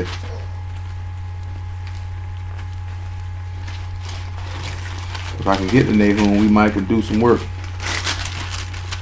Nahum 1 and 1. The burden of Nineveh, the book of the vision of Nahum the Elkoshite. Elohim is jealous, and Yahuwah revenge. Yahuwah revenge and is furious, and Yahuwah will take vengeance on his adversaries, and he reserve wrath for his enemies. Remember now, that's the only thing that vengeance and wrath is for. It's for his enemies, and it's for his adversaries. See, Paul, what you got? Get 1 Thessalonians chapter 5 real quick, just for a little comfort for y'all's sake, as long as you continue to endure. If you don't continue to endure, then you're going to have to worry about this. And we will come right back to this Nahum chapter 1, because we need to read the next verse. 1 Thessalonians chapter 5. Verse 8. But let us who are of the day be sober. I mean, if you of the light, you need to have self-control, putting on the breastplate of faith and love, for a helmet the hope of salvation. For Elohim has not appointed us to wrath, but to obtain salvation by our Master Yahushua HaMashiach. This may give you opportunity for this word. It's for not for you to be executed with his wrath. Ain't no need for that. Who died for us, that whether we wake or sleep, we should live together with him. Wherefore comfort yourselves together and edify one another, even as also ye do. The one thing about it, and then I noticed that a lot of people do this with the word. People like to talk to who they want to talk to. They like to be around who they want to be around, and that's not how this thing operates. Because that means there'll be schisms in the body. Now, of course, it's going to be people you're going to be closer to than others. You know what I'm saying? I mean, that's understandable. I'm talking about making a conscious decision that I'm only going to deal with these particular people. You know what I'm saying? Because I know it's going to be people that you're going to be closer to than other people. That's just happened. That's just the nature of life. You know, whether people like to admit it or not, you have more than one kid, it's going to be one of your children you like more than the other. Don't mean you don't love them, but it's one of them you just like. I just like this one here a little bit more. You know what I'm saying? That doesn't make you a bad person. Doesn't make you a horrible individual. It doesn't. You know what I'm saying? I just want you to understand that. It's going to be people you deal with in the Word you're going to be closer to than others. But, nevertheless, all of us should be able to know that we should all get comfort one from another. All of us should be able to know that we got love for each other, one for another. All of us should be able to know that if you cross your brother, that you should be able to go straight in that with him. You should be able to go straight in that. None of y'all should be walking around here beefing with each other, having problems with each other, that y'all can't sit down like men and women and have a conversation about like adults. Because a lot of stuff can be killed if niggas just sit down and have a conversation. Because a lot of stuff just be misunderstanding and miscommunications, or people really dealing with stuff they don't know about. You know what I'm saying? A lot of stuff be people worrying about stuff that ain't got nothing to do with them, or misunderstandings, or miscommunications. And that if you sit down and you have a conversation, junk wouldn't even get like that. It wouldn't even get like that. But when you don't have a conversation, that stuff festers and it builds and it gets out of control. And we already had meetings and stuff about this stuff in the past, so I don't know why it's difficult now to do this here. Because when it get real, you're going to need each other. And all this other stuff that niggas be on, that stuff going to go out the window. So it's better to have a bond with your people now, so you know you can have confidence in them now and not later. Because the book tell you to have confidence in an unfaithful man is like a bone out of joint. So we ain't trying. You don't want to be around here and have to put your hope and trust in a nigga you know ain't faithful. Nevertheless, verse 3 and Nahum. Think about that though. You have to think about that. You have to think about that in all terms. As a woman. And when I say as a woman, I'm talking about a natural woman and us as his body, being his bride. You know that Yahushua said he the faithful witness. Why would you want to be joined unto an unfaithful man? Because the book say a steward must be found faithful. If you are a husband, you are a steward of your household. They're your responsibility. So this woman should be able to know that this man is faithful. Because if somebody's faithful, that means they're consistent in their application and diligent in their labor and whatever it is that they're doing. We know that Yahushua was consistent and he was faithful in everything that he did. So you being his bride, you shouldn't have no problem following this man. You shouldn't have no problem listening to this man. You shouldn't have no problem being directed by this man. Consequently, on a natural level, if you a woman, why would you want to follow a man who can't even be faithful to serve God? He serve God when he want or when it's convenient. Why would you want that? That's the same token. Us as a woman, why would we want Allah? Why would we want Buddha? Why would we want Krishna? Why would we want Horus? Why would we want Ra? They're not faithful. Nothing that they've ever said has been completely 100% consistent down the line. Doesn't make sense. Verse 3. Yahuwah is slow to anger and great in power and will not at all acquit the wicked. Yahuwah have his way in the whirlwind and in the storm. And the clouds are the dust of his feet. He say he have his way in them people in the storm. This man say he's slow to anger. Even with all the great power that he possesses, his anger is still slow. But you can provoke him and provoke him and provoke him. See, that's why he tell you in Deuteronomy 6 and 16, if my memory serves me correctly, with the master quoted in Matthew chapter 4 about not tempting Yahuwah. They provoked him so many times that eventually he went ahead and smashed them. Y'all don't realize how many times they provoked this man in the wilderness before he smashed them. Y'all don't realize how many times they did it. They provoked them with the manna. They provoked them with the water. They provoked them with the quails. They steady provoked the man. Then when he smashed off, oh, why he do that? He shouldn't have did that. You shouldn't have kept messing with the man. You poke a bear with a stick, eventually that bear gonna wake up and slap you and take your whole head off. And that's what you do when you play with sin and you play with sinners. You poking that bear with that stick. You poking Yahuwah, and eventually he's gonna rise up. So when we look at that, we need to learn to be slow to anger, because that is showing forth the attributes of God, and that is actually showing the love of Elohim. Let's swing back to Proverbs chapter 16. Proverbs chapter 16 and verse 30, and Joel chapter 2, and we will leave that alone. Proverbs 16 and 30. But praise Yah for the word. We had to focus on that. Verse 29, I say verse 28. Matter of fact, I'm going to say verse 27. Hit it all. He ain't going to hurt nothing. Ain't going to hurt nothing at all. Proverbs 16 and 27 says, an ungodly man dig up evil, and his lips there is a burning fire. One thing about it, the book ain't never lie about that. Now that word for dig in this verse is to dig, to excavate, to dig through. The word is korah. Excuse me. It also means to give a banquet or a feast. So it says an ungodly man like to, dig up evil or make feasts. And godly, lo and behold, what did they do to Mashiach on Passover? What did they do that Haman tried to do to Mordecai? Make a banquet and a feast so they could kill her. The same thing that Ahab and Jezebel did to Naboth. That's one of the reasons why he said, beware that dainty meat. You got to be beware of it. Like verse 28, a froward man sows strife, and a whisperer separate chief friends. So when we look at this whisperer, and that word is nergon, and that's a slanderer, a talebearer, a backbiter, a murmurer. And what that meaning is, and you have to be aware of it here, and it's mainly because I just had a conversation. Sometimes people will say things that causes people to become separated because they saying stuff that ain't even true. Now the person who hearing that on the opposite end, they may not know that it's not true. And then they taking that to heart that this is accurate information, not thinking that this whisperer would even do things of that ilk. And that's sometimes, just like the book says, it causes chief friends to be separated. Because now it has two people at odds with one another that wouldn't even be at odds if this person was not lying. Because the slander is to lie. Point blank, period. You know what I'm talking about? It's to lie. It is to tell a lie.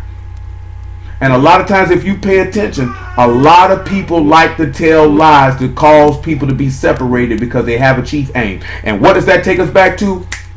Takes us back to the Garden of Eden. Because what did Hashatan come and do? He came to whisper to Eve to separate chief friends, because this caused them to be separated from Yahuwah. Because it's your sins that cause you to be separated from your Elohim. You have to pay attention to that.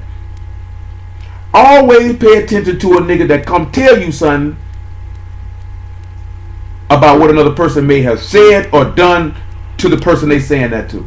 And I would just say, if you don't got no evidence to it, don't bring it up to them, to the person who they say, oh, that person said this about you, or whatever the case may be. If you bring it up when the person who told you that is present.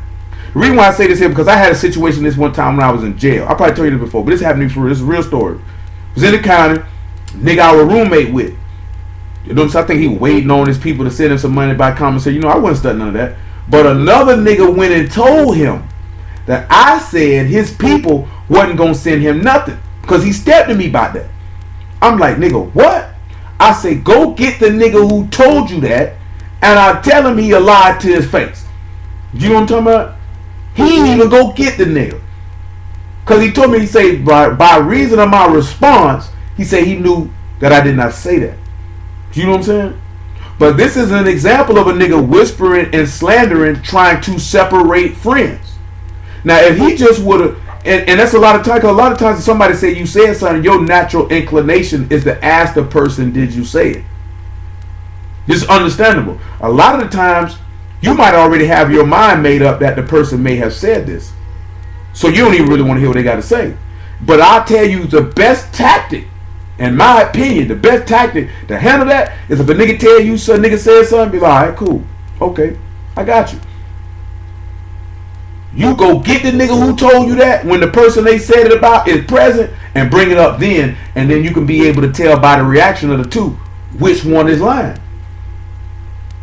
Kind of use the same manner to how Solomon was able to judge who baby that belonged to with them two women.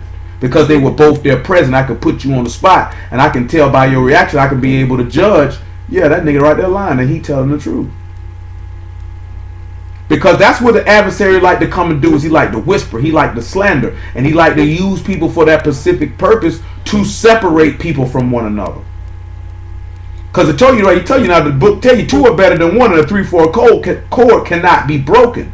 So what's the best way to isolate and the best way to destroy somebody is to separate them from their friends. That's how he operates. Once I can get you isolated, I can work on you and take you down as I want to. And this is so you can be aware of what Paul said in Corinthians, to not be ignorant of the adversary's devices. Because that whispering to separate friends is one of the adversary's devices. That's how he operates. That's how he operates. Yahuwah don't operate like that. Let's look at the next thing.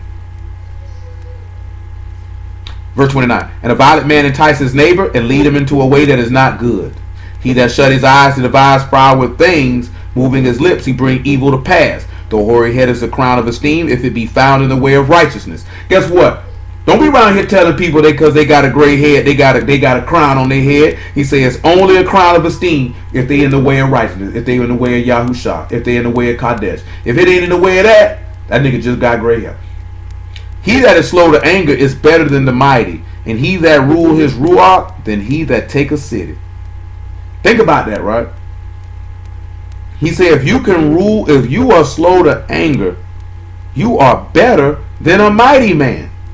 And if you can rule your ruach, you better than somebody who can take a city, because that shows forth more strength than anything.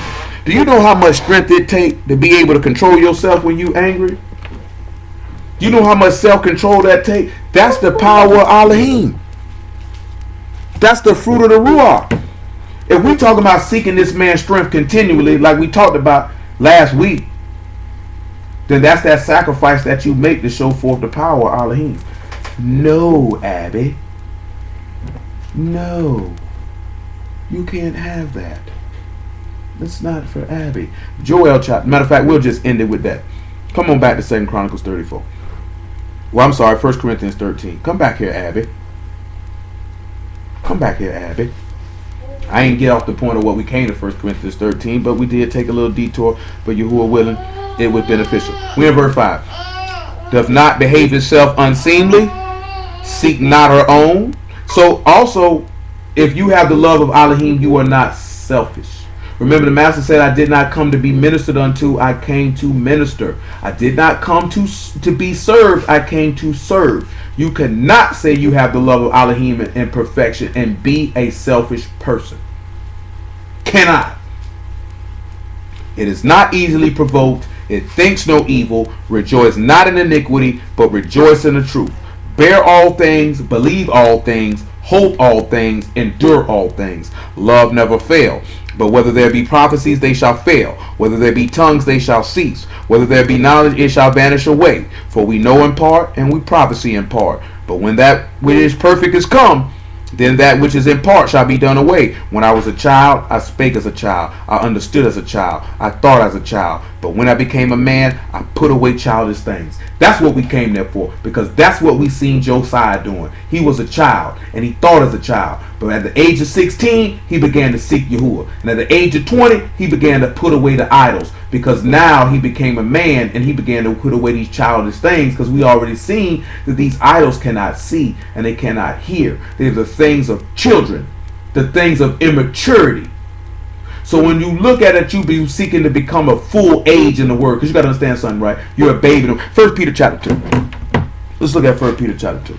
We talking about being a babe in Mashiach when it comes to that. We looking at Josiah, he was a baby. We may not even get to 2 Chronicles 36, but we just trying to work it out. We're just trying to get some understanding of the fullness to understand what's going on in these stories. Because whether y'all realize it or not, it's a lot that goes on in these stories.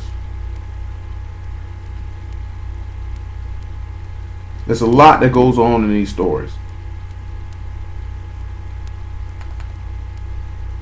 And most of the stuff that's going on in these stories point to a spiritual concept. And after this, 1 Corinthians chapter 3, it points to a spiritual concept that you must learn to understand to be perfected in Mashiach. Because that's your objective, is to be perfected in Mashiach. I know I mentioned 2 Peter chapter 3. I'm just going to read the verse real quick while I'm here, because we got to roll. It's 10:41.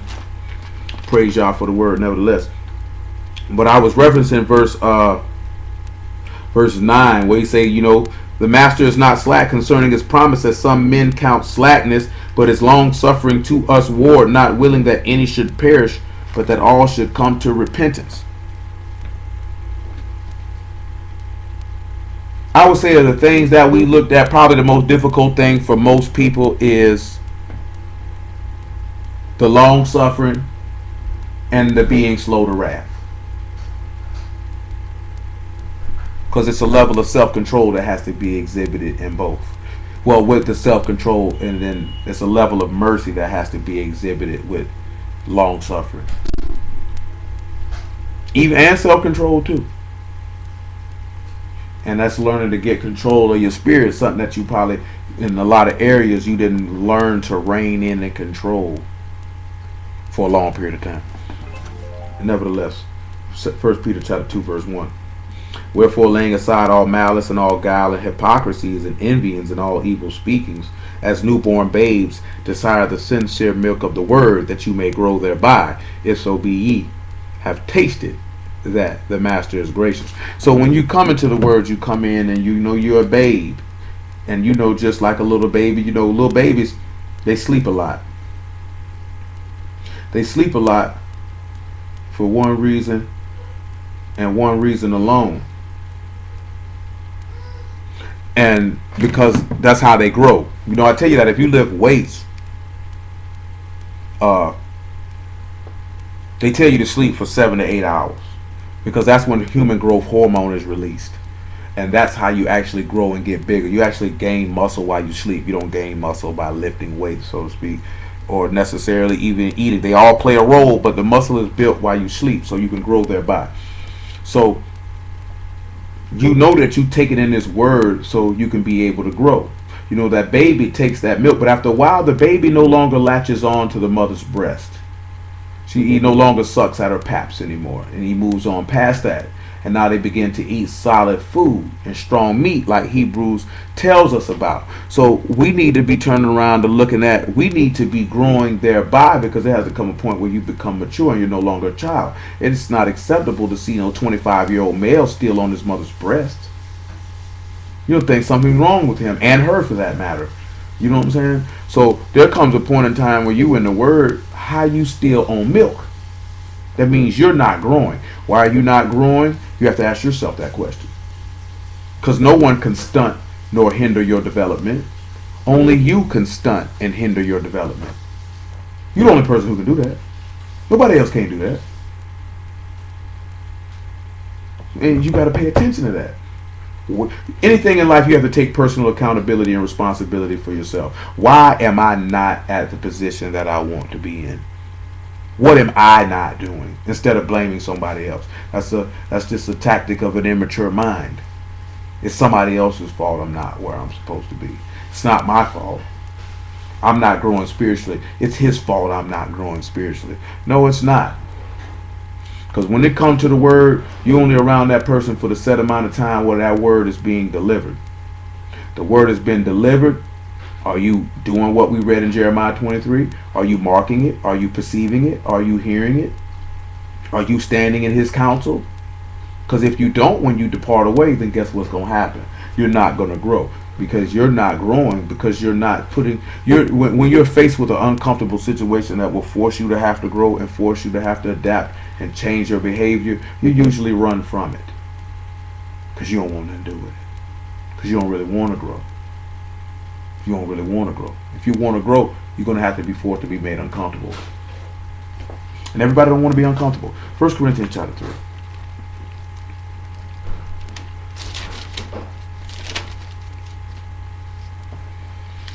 Corinthians 3:1. This is another reason why some of you can't grow.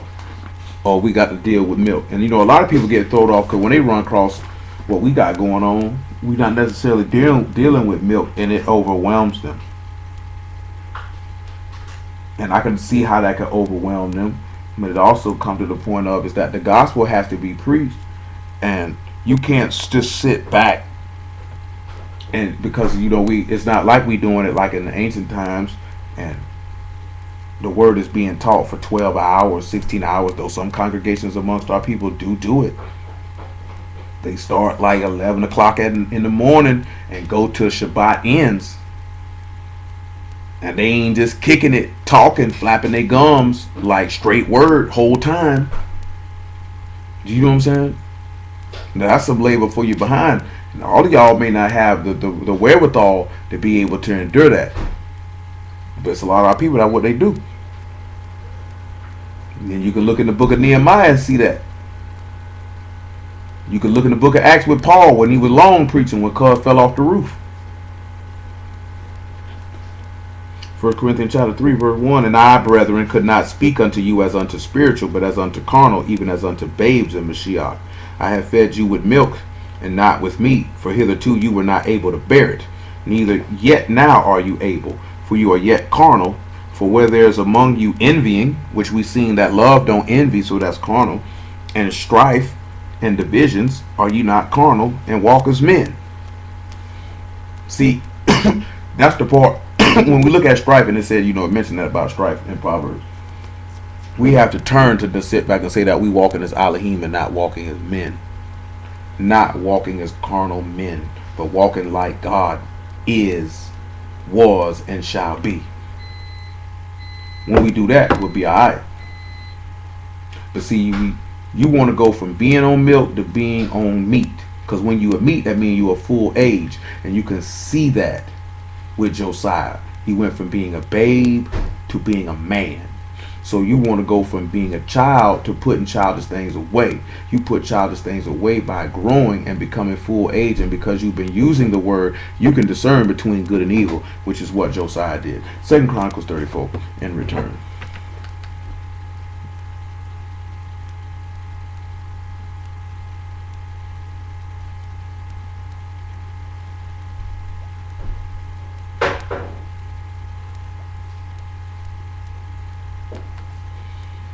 Second Chronicles 34.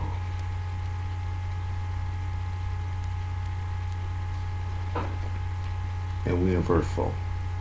And they break down the altars of Balaam in his presence, and the images that were on high above them. He cut down the groves and the carved images, and the molten images he brake in pieces, and made dust of them, and strode it upon the graves of them that sacrifice unto the gangster with it. Gangster with it. You gotta look at it. He 20 years old. He 20 years old. He 20 years old when he began to do this. This man cut down the groves, the images, break them in pieces, made them dust, and threw them on the graves of the people who sacrificed to him. Let the dead bury the dead. That's good for you. Listen what else he said. And he burnt the bones of the priests upon their altars and cleansed Yehuda and Jerusalem. Burnt their bones and all. But guess what? It said he cleansed Yehuda and Jerusalem. Let's see how he cleansed Yehuda and Jerusalem. Because it said Yehuda heals, right? So let's look at something that the master said in Matthew chapter 5. Because we talked about moving out the filth out of the sanctuary. So we still can tie it into where we was at. Praise the Lamb. And then y'all willing, we can come back on tomorrow and continue our pathway of dealing with Hezekiah. Even though we flipped over here to Josiah. Because it's still dealing with the main tenet of what we talked about last week, which was seeking Yah. What that is, man? Luke chapter 5, verse 27. And it's still tying us into the concept of what we talking about cleansing ourselves. But we had to deal with that factor of these niggas lying with these prophecies. And then we definitely, praise y'all, had to go through looking at the things with love. Because we had dealt with that before, but I don't think we had finished it. Because this is what the book says love is. As forth as what you've seen in Corinthians. And in your own time, go back. Study that chapter. Study the words in that chapter. Search out for examples. And any of you that do it, call me, text me, and we could talk about what you found for your own edification for yourself. That's for anybody who wants to do it. You ain't got to do it. You can do whatever you want. But if you want to do it, I put the challenge to each and every one of you. Go through it. Study the verses. Study the words. Call me and we can discuss it for your edification. You know what I'm saying? So we can all and then shoot, or because I can't put no time limit on it, or we can talk about it as a whole when everybody's in person, because all of this is dealing with so that we can learn the character of Yahuwah Elohim Bahashem Yahusha. That's the purpose of it. When we learn the character of him, then we can become him, and we're no longer walking as men. We're no longer walking as women. We're walking as Yahusha. We're walking as Elohim, which means he dwells in us and we dwell in him, and therefore we are his, and we will be found of him in shalom at his return. See, because we can study everything else. You niggas study all these TV shows, you watch them, you know it inside and out. You study all these magazines, you study your Facebook page, you study your Instagram page, but how hard and diligent will you study the pages of the book that will save your soul? How hard and diligent will you study the character of him who can save your soul? Because you should not know more about a fictional character or a celebrity than you know about your God. And if you know more about a fictional character or a celebrity than you know about your God, you ought to be ashamed of yourself. Do you know what I'm saying? Because that is unacceptable on every conceivable level that anybody can think of. That is unacceptable. If you can tell me more about a celebrity or a fictional character than you can tell me about Yahuwah, you need to get a belt and beat yourself. If you don't profess to be a servant of Yahuwah, I give you a pass on that. But if you profess to be a servant of Elohim and you know more about a nigga who ain't real, and when I say a nigga who ain't real, I mean both of them, because them celebrities ain't real. That's the image they portraying to you. You don't know them people. That's why you reacted the way you reacted when they came out with Bill Cosby or whatever, or Michael Jackson. And I'm not saying these people did any of these things or what these people are accusing them of. But what I'm talking about is you don't know these people. So you don't know what them people are into and what they like and what they would do, because you don't know them. You know an image of them that you perceive to be real, and because you see them on television or in a movie or in a music video, or you see them do interview, you act like you know these people. You don't know that nigga. You don't know if that nigga like to smoke crack in his spare time. You don't know if this woman tricking for meth. You don't know if this nigga worship the devil or not. You don't know if this nigga's a punk. You don't know if this nigga's a whore. You don't know if this nigga's faithful. But you can tell me their whole life. You can't tell me nothing about your God, though. That's sad and pitiful. And that's America for you. Of how our people live in this hemisphere. I can't speak on the other hemispheres. I'm just talking about here in America. I can't speak for the other. They may not be living like that in other places where our people are. But that's how we live in here, though. And we ought to be ashamed. Say we the servants of God and you can tell me about a man more than you can tell me about God. That's disgusting. 5:27. And after these things he went forth and saw a publican named Levi sitting at the receipt of custom, and he said unto him, Follow me. And he left all and rose up and followed him. And Levi made him a great feast in his own house, and there was a great company of publicans, and others sat down with him. But their scribes and Pharisees murmured against his disciples, saying, Why do you eat and drink with publicans and sinners? And Yahusha answering said unto them, They that are whole need not a physician, but they that are sick. I came not to call the righteous, but sinners to repentance. He came to heal. He came to do what Josiah did, which was heal. Because that's what Josiah was trying to go about to do within the land, which was to heal the people, to heal them from their idolatry. If you remember what we mentioned on Wednesday in Ezekiel 36, he said he came to wash you from all your filthiness and cleanse you from all your idols. Because that's what he's doing. He purging. Let's pull the word for purge, because I didn't pull it. In verse 3 of 2 Chronicles 34. Praise y'all for the word. It's the greatest thing ever. When we look at purge, that word is tahar, is to be made clean, is to be made pure. He came to cleanse the people. He came to cleanse them. Same thing Hezekiah came to do. He came to cleanse them. He came to cleanse them. He came to cleanse them. Yahusha came to cleanse you. I'm trying to think of this like this here, man. Yeah, let's look at it this way. John chapter 13 and then Zechariah 13.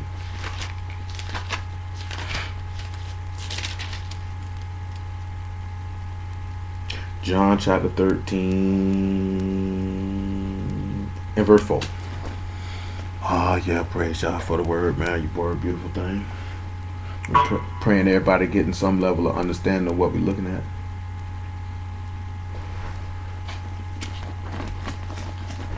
He rose from supper and laid aside his garments and took a towel and girded himself. After that he poured water into a basin and began to wash the disciples' feet and wipe them with the towel wherewith he was girded. Then come he to Simon Peter, and Peter saith unto him, Master, dost thou wash my feet? Yahushua answered and said unto him, What I do thou know not now, but thou shalt know hereafter. Peter saith unto him, Thou shalt never wash my feet. Yahushua answered him, If I wash thee not, and thou hast no part with me. Simon Peter saith unto him, Master, not my feet only, but also my hands and my head. Yahushua saith to him, He that is washed need not save to wash his feet, but is clean every whit. And ye are clean, but not all. You know, when we sit back and look at this and we see the master washing his disciples' feet, we see that he's showing the Paul that he's purging them or he's cleansing them. As an example, he's also showing a level of humility, but he's also showing that he came to clean them, to wash them, to purify them.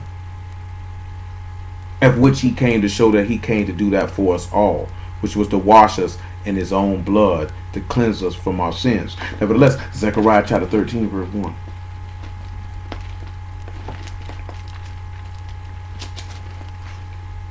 I'm sorry. No, yeah, Zechariah 13 and 1 is correct.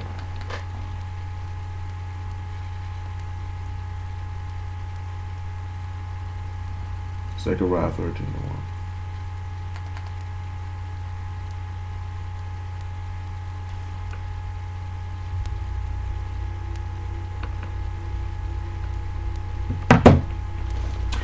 In that day there shall be a fountain open to the house of Daud and to the inhabitants of Jerusalem for sin and for uncleanness. And it shall come to pass in that day, saith Yahuwah of hosts, that I will cut off the names of the idols out of the land, and they shall no more be remembered, and I will also cause the prophets and the unclean ruach to pass out of the land. Now when he said he opened that fountain, we know that that's the Luke 24 and 1 or the Matthew 28 and 1, whichever one you want to go, of them rolling away the stone. Which takes us back to Genesis 29 with Jacob rolling away the stone and watering the flocks. Mashiach being rolled out of that grave. That stone is that fountain of uncleanness for sin.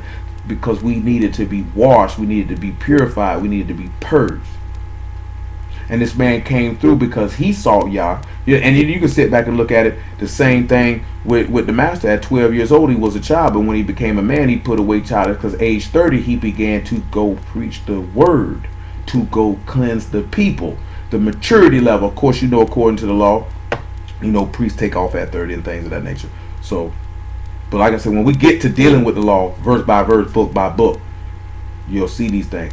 And matter of fact, since I said this here, when we go to dealing with that aspect with the law, it would behoove all of you to have a notepad and a pencil or a pen, or use the notes option on your phone. You know what I'm talking about? Because y'all willing, we're going to go through the entire law, excluding the book of Genesis. Like, we may reference Genesis, but we're not going to do an examination of Genesis when it comes to the ordinances and commandments of things contained in the law, because we're dealing with the things that pertain to the covenant and what things have been completed by Hamashiach and what things have not, which things you ought to be done and which things ought not to be done. So that's why Genesis will be, for all intents and purposes, excluded. So it's going to be a detailed examination of Exodus, Leviticus, Numbers, and Deuteronomy. You know what I'm saying? And you need to take notes on that. For your own self, not for me. For yourself. For you to refer back for yourself. For you to look at it yourself so you don't get lost, so you don't get confused. You know what I'm talking about? You need to do that for yourself. You ain't got to do it. I would recommend it though. So let's go back to 2 Chronicles 34. Knowing that Yahushua resurrected from the grave is your fountain of cleanliness, to purge you, to cleanse you. That's what he came to do. He came to heal you from your iniquity, from your sins. We kind of went into this a little bit more detail Wednesday. That's why I ain't doing it now. We're in verse 6.